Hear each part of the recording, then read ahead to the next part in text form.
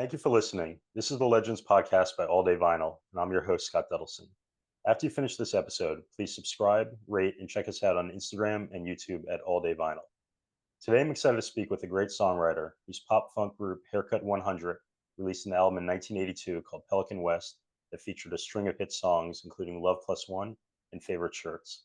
The following year, he left the band to forge a solo career, and over the last 25 years, Haircut 100 has reunited several times for UK shows, and in 2024 they will embark on their first USA tour in 40 years on a bill shared with ABC and Howard Jones. I'm pleased to introduce to you my guest, Nick Heyward.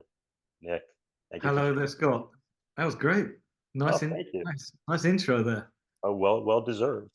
Mm. So I want to talk about the tour, the reuniting of the band, but I want to take it back first to the start, so our listeners have a full context of your story. Mm. So I want to know, the early days, how you connected first with Graham and Les, and what was the shared vision that you all had for the band at that time? Mm. We were music fans, you know. I first met Graham outside the Wimpy Bar in Beckenham High Street when he was the full Clash, full dressed from head to toe in Clash. The Clash. He just looked like the Clash. I think he had a chain on as well and everything. The hat, the whole thing. He looked like Paul Simonon. Um, he looked brilliant, and he was going out with Alison Blower, who was my ex-girlfriend, and I was now going out with Laura, and we just got on. I thought, what a lovely bloke. Found out he played guitar, so they were, musicians in those days anywhere were rare, so we really stuck together. So Graham was in, and then I'd met Les before at a party. It was kind of, we were joined together by ex-girlfriends in a kind of way, because I was kind of seeing Kate, his girlfriend, and so he wasn't pleased with me when we were kind of meeting up. But instead, we did that blokes thing where we got on really well instead. And so that was at Jason's party, where we ended up rehearsing in Beckenham, underneath round by a sort of railway bridge, and he had a garage, and that's where we used to be in there just singing and singing and singing, and then I'd be at home learning to play and sing at the same time, because my favorite bands like Talking Heads and XTC at the time were just, that's what they did. Yeah. And I thought, well, I've got to do that. I've got to learn to play. Can't find a singer. So I come up with these tunes, because in the process of learning to play and sing at the same time, that's where the song Fantastic Day came, by just standing in my bedroom singing something. So I only knew 3 chords. So, and then two of those were used for the verse and one was used for the chorus. And that was Fantastic Day. So we used to rehearse and rehearse and rehearse, and then rehearsal studios in London, and then music evolved, just, we had so many different names, and punk, then new wave, and then there was a mod revival and a ska, and we thought we were going to be, of course, we're going to take off on all of these waves, because we were living and breathing it at the time. I remember Les leaving for a while and coming back dressed as a mod. Were you creating these different styles of music? You ultimately ended in this pop funk realm, but was the evolution something different? Well, when a cultural wave happened, it just swept the whole country. Everyone swept along with it. That's what punk did. That was the first kind of wave that came along and just swept everybody off their feet. So then there was just like more cultural waves coming along, and we were all the oyster catchers on the beach, and dodging the waves, or do we bob up and down like seagulls, or do we surf them like surfers? What do we do? Do we join these things? And we were convinced every wave that we were going to be part of it, because we were similar age to Madness and things. I noticed that Suggs was the same age, and so they must have been like 15 or something, 16 when they first signed. But we thought we were old when we were 19, by the time it took off. But there was it just, it just coincided. This wave that was coming along over the beach, this new cultural wave. We were right there. We were living in London, in the same flat, a one-bedroom flat. Well, it wasn't one bedroom; it was one room and a kitchen and a bathroom in Gloucester Road above a flower shop. And we were living and breathing the band, and we're going up to Ken High Street and Ken Market and dressing as a band, being a band, going to all the all the venues in town, watching people, all the clubs, and we were there. We were in it. We were in London, in everything that was happening in real time. We were there, and we felt this funk wave coming. It was just, and there we were. We suddenly were, and because we'd been, it felt so natural to us because, you know, it suited our influences. I mean, Les was a funkster, so it just, I mean, he'd grown up with P-Funk and, you know, Shalimar and all these great things there. So he was there, and I'd been scratching around like David Byrne and Yeah, yeah. Noel Rodgers and things for ages, and so it was very natural to us to suddenly be this was our thing. Suddenly, it's it fitted, it suited us. So we were there. We suddenly, I think it was like a week or two later, we're playing at the Embassy Club in London. Um, and that was it. It was just so things happened so quickly around that time. And you said you were very confident that you were going to ride these waves and hit some success. And we're going to talk about the success in a little Mm. bit. But I'm curious, what was your vision of what did success look like to you, and what did you think it was going to be prior to that actual experience? Well, I think it was probably being on the old grey whistle test, like David Byrne in a Fred Perry, Yeah, you know, and Les was probably thinking of Tina Weymouth on the whistle test. It was whistle test really where we were aiming for. yeah. Um, but then something Did else you want to happened. be? Did you want to be a teen idol? Did you want to have that ambition to be the biggest band in the UK, or was it? I don't want to say that's modest to go on the Great Whistle Yeah. Test. Freaking huge. But Mm. was it those experiences, or was it the allure of being Slade or being XTC or Talking Heads? Well, I think that was part of the evolutionary process, you know, because it wasn't something we aspired to. But then again, was it? Because we used to muck about and sort of shake imaginary audiences' hands and then they'd pull us in. We imagined being pulled in and Sure. things chased as well out of the rehearsal studio and things by imaginary females. So I suppose it was there. I think it's there with every band in a certain way, probably not the full, but you know, definitely was there. And we'd grown up with things like Stardust and That Will Be the Day. These films, which were very much, and Hard Day's Night, it was in the culture to think of if you're good enough, it happens to you in the same way that it happened to the Beatles. So it's what you would aspire to, but never in your wildest dreams would you imagine that actually happening. And especially us, because we were so awkward with women, hence why we were in a band. And so we didn't think that there was going to be anything beyond being on the whistle test, and that's what you wanted. You wanted to be appreciated as a musician. That was your first port of call. Sure. Um, but then when we went on Top of the Pops, that's when it all changed, Yeah. really. Oh, That's I saw when lots of footage of exactly what you're describing, and we're gonna get to there. But I wanna take it. You connected with a really great producer, Bob Sargeant, who mm. produced the beat. And I'm curious, how did you go from playing the clubs to meeting Bob Sargent? And then I want to talk a little about working with him. Well, one of the places we played was rammed with record companies because I'd walked into the New Musical Express and gone up to Adrian Thrills and told him about the band, and he came to our flat in Gloucester Road and above the flower shop and brought a photographer and took some pictures and disappeared, and we just thought, did that just happen? But we didn't think it was going to be anything, you know, maybe a tiny bit. And it was a half page in the New Musical Express. So in those days, that Yeah. was a big thing. So the next time we played, we were supporting a band called the Tropicanos um, in Kensington the university there, and it was rammed.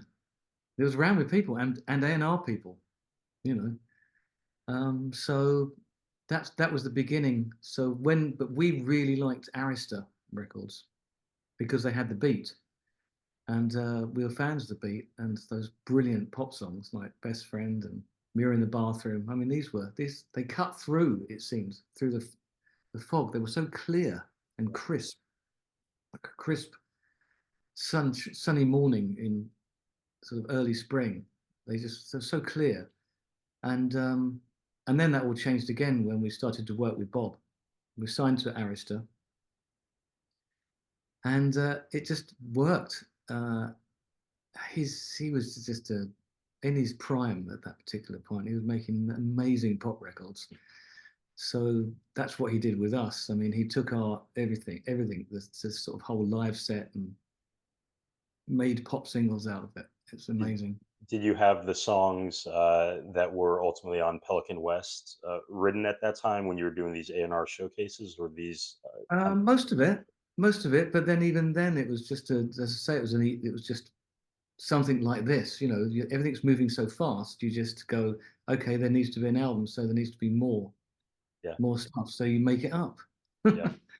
And um, I saw a video, and it was awesome. It might have been from your VH1 in the early 2000s, and it was you doing Love Plus One acoustic, and it's just it was a great song. Just sounds great. And then you listen oh, to the album, and it's got all the horn arrangements, it's got all the production elements. And I'm mm. curious, when you're writing a song like Love Plus One, are you thinking about those arrangements, or does that happen in the studio? No, that was a lot of that was Bob. He wanted to make a pop song, so none of us had any idea that we were going to have marimbas on the front. That was going to be so prominent. That hook line, that do do do do. Yeah. I remember the first I walked in, I went, "What's that? We haven't got marimbas in the band, but wow, I love that." It was just wow at every particular moment. You just thought, "Wow, this sounds great." But then we went to America and we heard it when we got off the airplane and we got into a car and we heard it on the radio and it sounded even better, bigger. And we just kept sort of thinking, is this us? Because, when you're playing live, I mean, we just still used to, early before we worked with Bob Sargeant, Love Plus One was kind of a bit Talking Heads. Yeah. It's like jing, jing, jing, jing, jing, jing, jing, jing, jing, with Phil kind of going da da da da da da da da da da da da da da da. And then, once you're making a pop single with Bob's knowledge, you suddenly got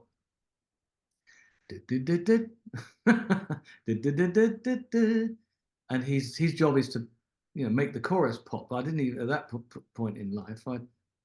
The chorus to me was, because I thought, it's okay, but I was just thinking, ring and a ring and a ring, hello and hello. That was the kind of because choruses weren't thought of as choruses exactly. They were more. I mean, XTC never had choruses. Choruses. A lot of it was about the whole song. I mean, if you listen to white music, um, it was just about being electric, wasn't it? And the band stopping all at once and Mhm. starting again, and the grooves that they had going, and the madcap electrical movement that was going on in the music. So it was about creating vibes like that.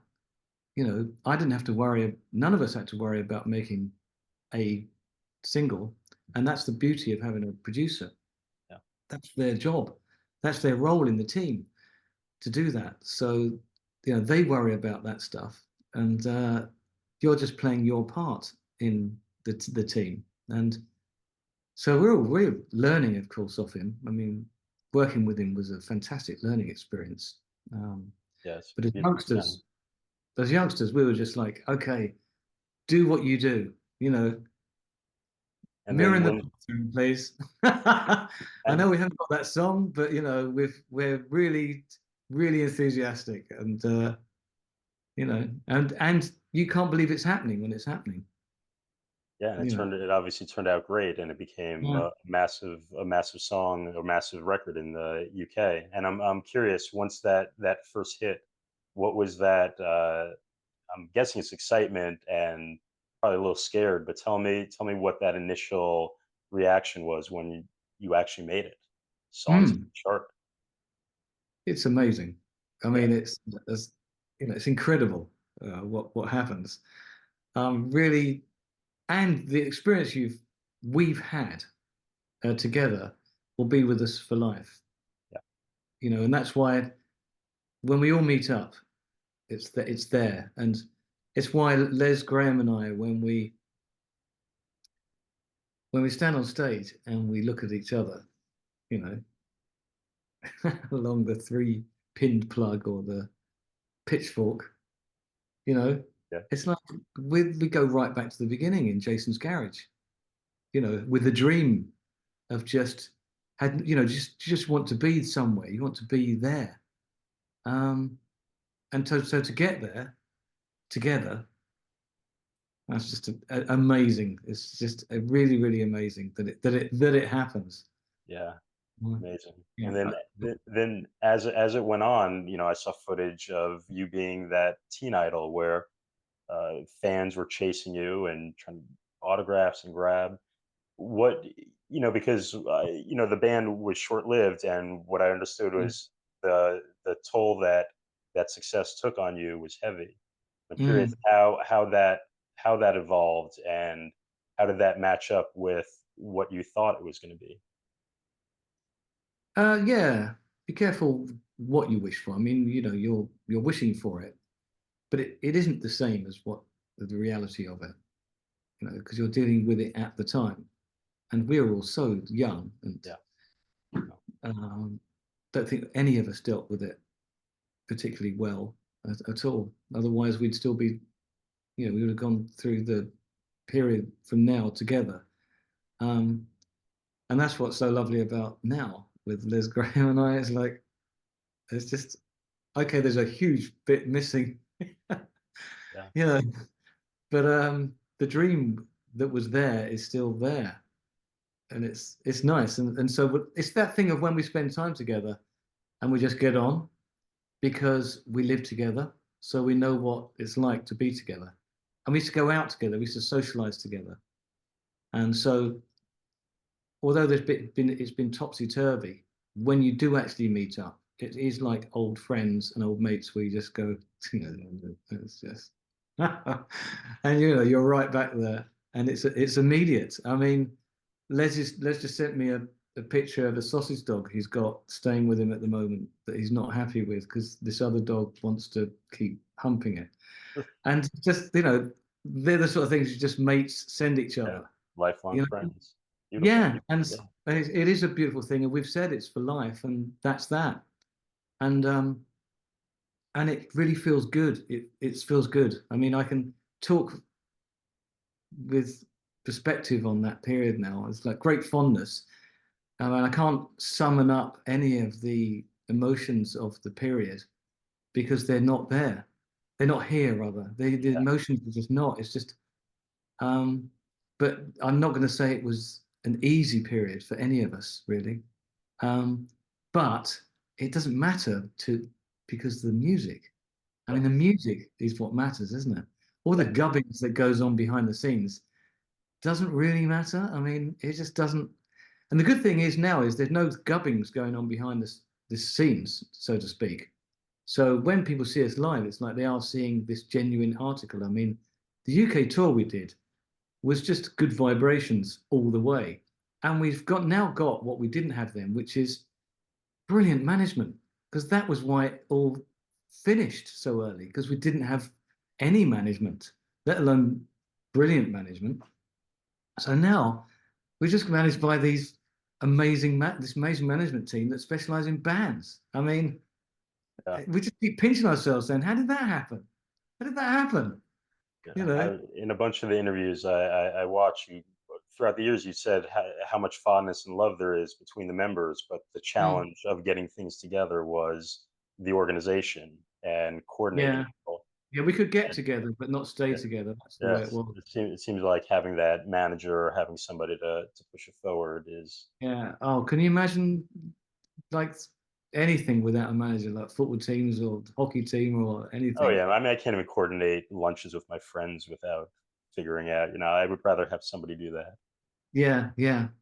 But let me ask you. So we're going to talk about the reunion and specifically the U.S. tour, and I guess this is Mm, probably a good segue because the end of the first iteration, the first world of Haircut 100 ended with that U.S. tour in 19 was it 82 or 83? mm.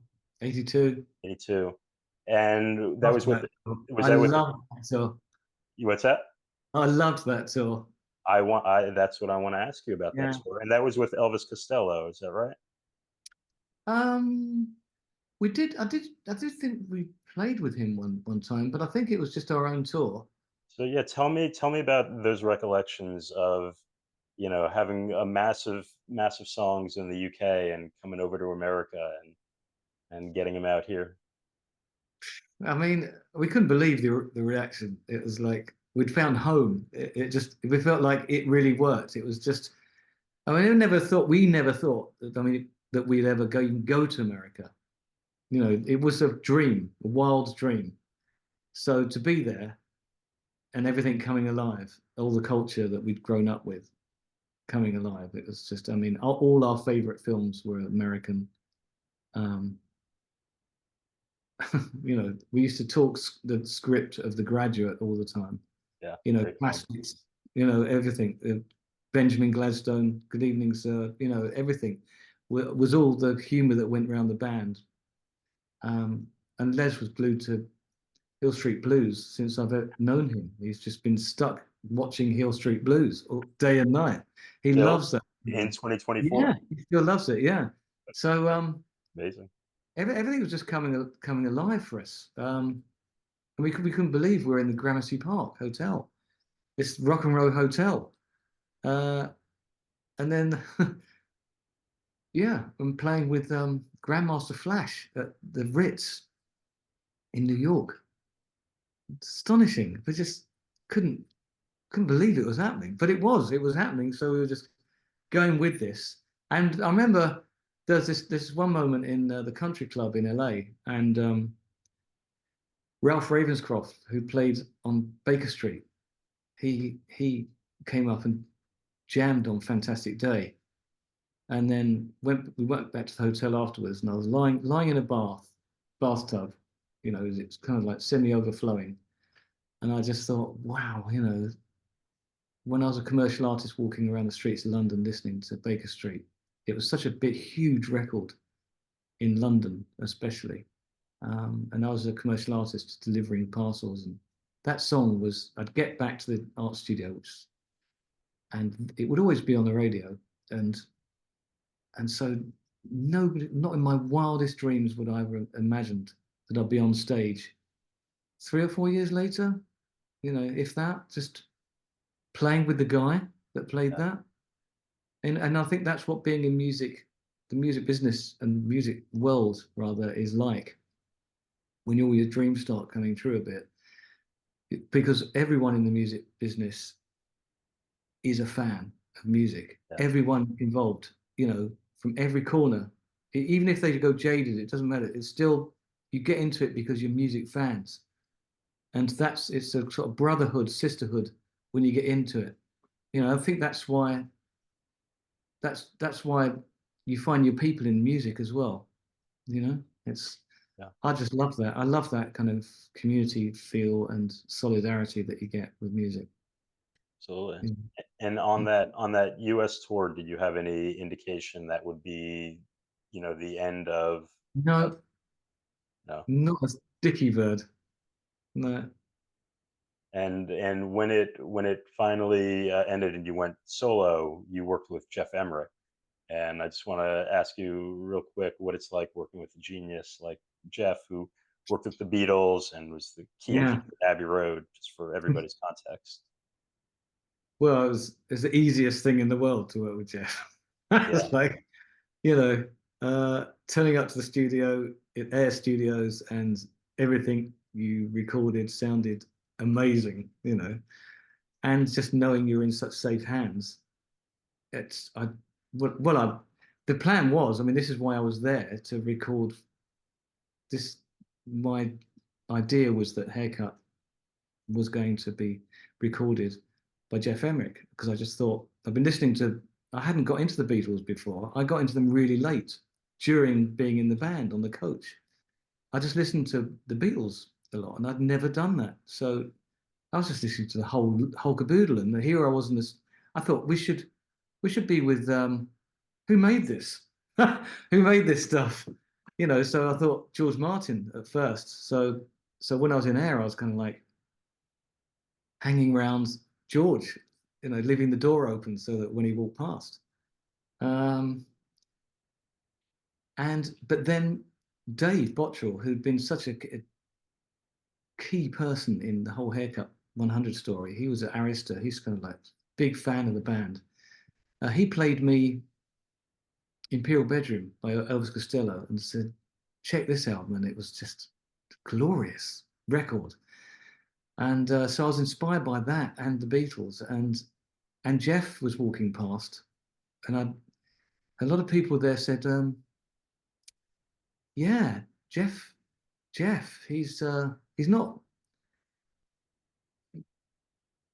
meet Geoff. So I met Geoff, and wow, it's just, I said, Geoff, would you think it would be possible to do a bit of, said, yeah, I got this weekend free. Do you want to go in? It's like, what? Phenomenal. Yeah. And so that was the plan, to do the album to do the Pelican West follow up with Geoff. Why did that not materialize? Well, that was the beginning of, that's why by that time, the communication between, there was a kind of more like the band feeling and myself. It was just like, it's, yeah, by then it was, I think they just wanted to, I felt like I was out of it, really. Yeah. It's like they wanted to continue in the studio. Yeah. And I don't think they wanted to do part of anything to do with the Beatles or Geoff Emerick or that. It's amazing. It would have been an amazing album. Yeah. There was a couple of those tracks that you guys recorded before you left were on the 40th anniversary, right? Yeah. But if you want to know what the second Haircut 100 album would have sounded like, it's like those outtakes plus North America. That's what it was sounding like. So that was the goal, to sound huge, to sound like Imperial Bedroom. So I think we deserved it. Yeah. And also the things were evolving, but I'd lost control of the helm by that. I wasn't really. It wasn't. I wasn't the lead, not the leader, but the ideas guy. It was just. It wasn't my ship anymore, really. So I couldn't do any. I wasn't in a position to persuade anyone by that time. So it was really, really good, though, to stay and record, because I didn't want to record anything actually after that. I had no, I didn't want to carry on, because what's the point if you haven't got a band? And your dream is your band. So I had to sort of be, talked into it a bit by Dave, who then became my manager, and Arista weren't going to let me go. So I was on there anyway, so I had to do something. Yeah. That's great. You did carry on, obviously, and you got to open for Wham at the Wembley, which is yeah. it was good, but it wasn't the same. I had no plans to go solo. It wasn't not that I had plans, or nothing was really planned like that. But it wasn't a plan. That wasn't the plan to go solo. That's a crazy thing. But they were getting to know Geoff. He really helped. We really bonded in. I think he was a good breakup buddy, He kind of like And he had seen to it, experience the Beatles breakup. He and so it was a bit like, oh no, not this again. He Yeah. was like used to it. Um, but in another with your sort of parallel universe when you could fiddle with this stuff. Yeah. I'd like to go back and be a lot more, there's a stronger about my vision, and you know, Well, but you got that's another. having management. You haven't got management to do that. Sure. So if that wouldn't have happened if there was management. Well, you got Yeah, another chance now, 40 plus years later, and you have that opportunity to make another record, your Imperial Bedrooms. Are you guys, as you've been getting back together, is there any recording? Is there any idea of taking the tour beyond just live? yeah. I mean, the management being experts in bands, they've already just got us in the studio. We've been working with Sean Reed, who's in the Indexes, and we've done some songs with him. Lovely man. Uh, in with Danton Supple, also doing some stuff. We've got a new single called that's we've been playing it on the tour, Oh, and good. it's real genuine band stuff. It's like, oh, okay, you get together, you be a Yeah. band, you go in the studio, you put it down, you do a demo, then you put it down, and then you know, and then one thing leads to another, and because you've got management doing that stuff, this stuff actually happens. It doesn't sit on my hard drive for 10 years, and it comes out because it's a team of people, and you're all in it together, and you're all just playing your part. My job's to sort of come up with bits, Yeah. oh, lyricist and melody man and that kind of stuff, and Les starts playing these bass lines, and they're always just there. It is. There's the Les bass part, and it's always not like anyone's bass part, And Graham and I's weaving our guitars together, and Blair's just nailing it, And before long, it's like, oh, right, yes, well, just color that in a bit, and that's it. And you capture the kind of live spirit because that's the magical ingredient of a band. You've Yeah. got that performance that you've got and years of being in rehearsal studios, in garages in Beckenham in 1977. You've got that experience. So that magical ingredient. It's like Sean Reed from Dexys said when we were putting it down, he just went, that's Haircut 100. Yeah, you know, That's great. That's it's that great. thing. It's just this is there. It just is. That Blair was saying, because Blair's played, we've all sat this out, and so suddenly sitting in our positions again, Blair's played with so many people, McCartney for 10 years, so he's now done all of that, and then he's sitting here with us in the studio in Hackney, and we put it down. He's just going, he's laughing, just going, kind of, I don't know, there's just this, this is band, Yeah. Well, I'm happy that you guys have the new music and new music to play on the tour, and I'm curious. The tour's starting we're in June. This tour's in August in the U.S. Is that right? Something like that. um, yeah, starts in August, yeah. August. Oh, So soon, isn't what do you aside from watching a lot of Hill Street Blues on the bus, what are you it? looking forward to when you get back to America? Ah, the whole experience is going to be amazing. I mean, Yeah. because it was such a brilliant memory, it's been a bit of a goal since we started sort of talking about the idea of being together last time, with the 40th anniversary. And would you want to do Shepherd's Bush Empire? And, would you want to? It's like, then it evolved into something else. It was like, oh, wouldn't it be amazing to go back to America? Wasn't it a brilliant, that brilliant tour, that last one, and to go back there and be in America, and yeah, so that's where it's going to be. I mean, we're, I'm going to Seattle early. I'm so enthusiastic. I just want to be there and just get ready, and yeah, can't wait. Cool. We're Yeah. looking forward to having you back. I know you used to live in LA because I would see that you play Largo and various Mm. places. Oh So God, that was lovely, lovely period. yeah, what a Lovely great period. venue. Well, Lived in Nick, Tampa for a bit as well. what? Say that My, again? we lived in Tampa for a bit as well, my wife and I, because she's from Minnesota. Oh, cool. Yeah, Duluth. Where- did anyone recognize you out there? It's like that's the haircut 100 guy. Um, Once or twice, yeah, Yeah, in my good. local Publix, which I was knocked out. It was like, what? This young family were recognizing me. I was like, I don't know how. Do you know how did that happen? My wife Sarah's over there. Yeah, it's just kind of like getting recognized by a young family in Publix. I love that.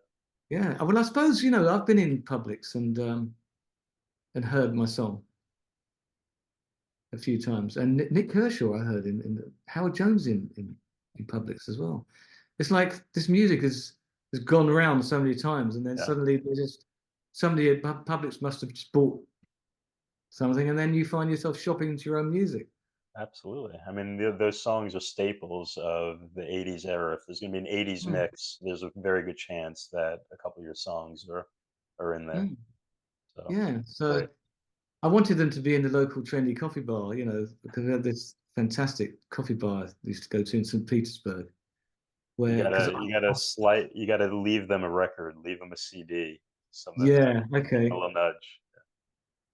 because that's the goal really. I mean, I loved touring in the '90s with this song Kite, going to every sort of indie part of the country. There was always like an indie street and an indie gig and some indie clothes shops and indie record stores, and then off to the next town, go off to Austin, and there's another indie part of town, and then there's an indie part of everywhere.